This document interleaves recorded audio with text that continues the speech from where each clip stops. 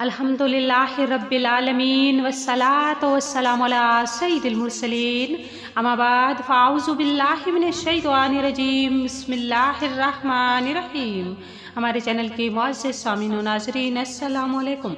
मुअज़्ज़िज़ सामीन व नाज़रीन, आज मैं आपकी खिदमत में ईद उल फितर का वजीफ़ा लेकर हाजिर हुई हूँ। हजूर अकरम सल्लल्लाहु अलैहि वसल्लम का इरशाद ग्रामी है कि शवाल का महीना बरकतों वाला महीना है। इस महीना की इबादत के बड़े फ़ज़ाइल हैं। अल्लाह ताला रमज़ानुल मुबारक में रोज़ा रखने वाले इबादत गुजारों को फरिश्तों के ज़रिए ईद की रात खुशखबरी देता है कि मैंने उन लोगों को बख्श दिया है जिन्होंने मेरी हिदायत पर अमल किया।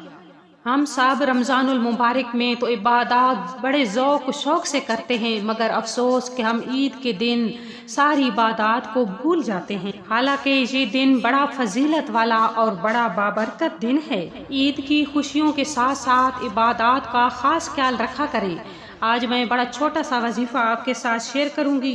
बुखारी शरीफ में नबी अलैहिस्सलाम का इरशाद पाक है कि दो कलमे ऐसे हैं जो ज़बान पर बड़े हल्के हैं मगर अल्लाह के नज़दीक बड़े महबूब हैं और मीज़ान में बड़े भारी हैं, और वो कलमे ये हैं, सुबहान अल्लाह व बिहम्दिही सुबहान अल्लाहिल अज़ीम। जो शख्स ईद उल फितर के दिन इस तस्बीह मुक़द्दस को 300 मरतबा पढ़कर इसका सवाब तमाम मुसलमान मरहूमीन की रूहों को बख्शेगा तो हर मुसलमान की कब्र में 1000 नूर दाखिल होंगे, और जब पढ़ने वाला खुद मरेगा तो अल्लाह ताला उसकी कब्र में भी 1000 नूर दाखिल फरमाएगा। तो आपने ईद उल फितर के तीनों दिन में इस वजीफ़ा को करना है।